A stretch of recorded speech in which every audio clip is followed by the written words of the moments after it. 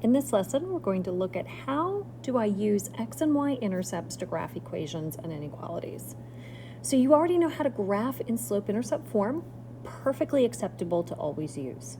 But sometimes it can be quicker to use x and y intercepts. So it's when an equation is in standard form, where it looks something like this, where finding our x and y intercepts can be easiest. So let's consider y-intercepts for a second. So a y-intercept is, of course, where your line crosses the y-axis. So if I draw a whole bunch of y's, let's think about what do all these intercepts have in common?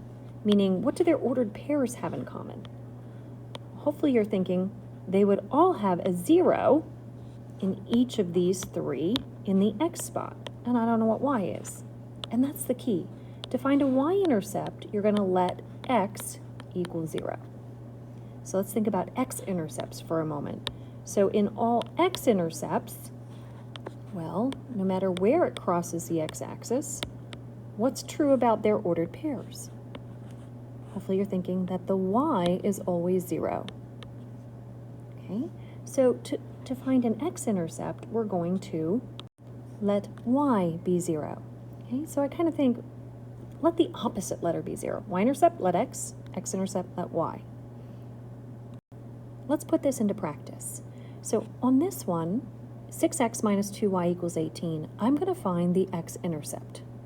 We just said we're going to let y equal to 0. So I'm going to take my original equation and substitute in 0.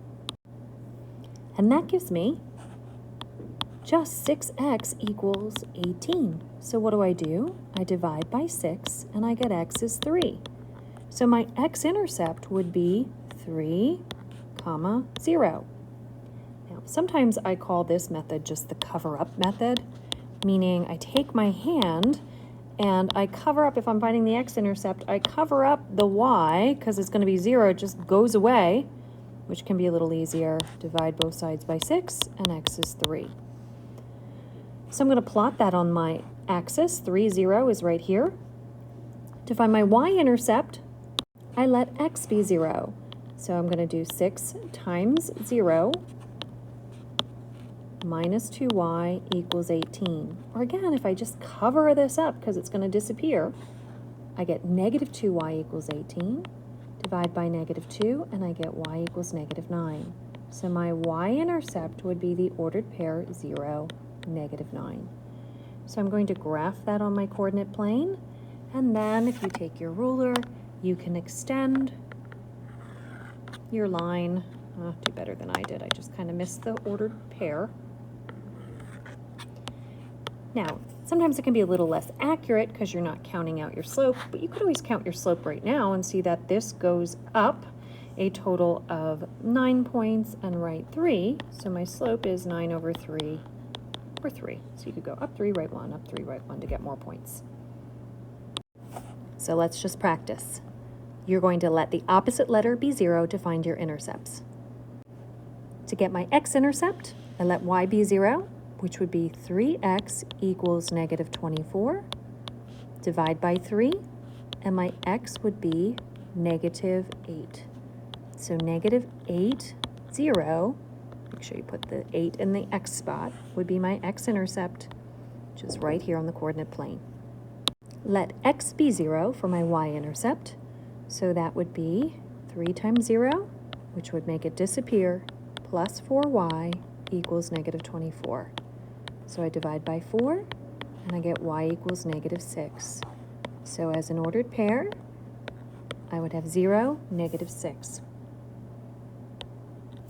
Then you're going to take your ruler and draw a straight line. Again, you could count the slope if you were asked to do so. With linear inequalities, you're going to treat it as if it's an equation, so I'm just going to consider the intercepts of x plus 4y equals 10. All right? Why don't you quickly pause the video and then see if your answers match for your intercepts? I get 10, 0 for my x-intercept. Pause and try your y-intercept. And I get 0, 5 over 2, or 2.5 for my y-intercept. So 2.5 is right here. And you're going to connect this, but this is where you've got to be careful. So you have less than, which tells me that it's a dotted line that needs to be drawn and not a solid. So take your ruler, draw your dotted line. And for shading, shading is where sometimes kids make errors, because I've taught you that if you have y is less than, we shade down. But since this is not solved for y, you must choose a test point. I choose any point that's not on the line, so I would pick the point 0, 0. And I plug it into my original to see if it's true. So I'd have 0 plus 4 times 0. I'm asking myself, is that less than 10? Well, that would give me 0 is less than 10. That's a true statement. So where is 0, 0? It's my origin.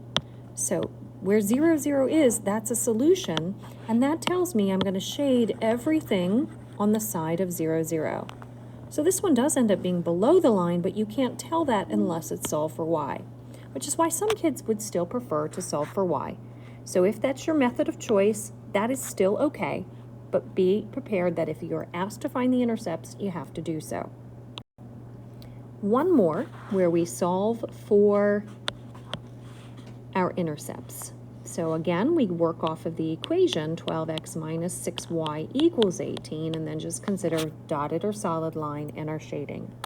So to get our x-intercept, we let y be 0, which gives me 12x equals 18, divide both sides by 12, and reduce my fraction, and I get x equals 3 halves, or 1.5. So my x-intercept would be 3 over 2, comma 0. And this is why some kids don't like it, because you get fractions. So 1.5, 0. And then for my y-intercept, I let x be 0. So I would have negative 6y. In other words, you're just covering up the x, right? So that gives me negative 6y equals 18. Divide by negative 6. And I get y equals negative 3. So my ordered pair would be 0, negative 3. This would be a solid line because my symbol is less than or equal to. So make your solid line. And now we have to consider if we shade above or below. A lot of kids would shade below. But again, you must choose a test point. So since 0, 0 is not on the line, I'm going to plug in 0, 0. If it were on the line, I would choose something else. And I'm asking, is this true? I get 0 is less than or equal to 18. That is true. 0, 0 is above the line, so I need to shade all ordered pairs that fall above. And that's where some of you would get this wrong. Again, it is completely okay if you want to do it the old way, where we solve for y by subtracting 12x from each side, which gives me negative 6y is less than or equal to negative 12x plus 18. And divide both sides by a negative. And when you divide by a negative, you end up flipping your sign to make it greater than or equal to 2x minus 3, which is why we end up shading above that line.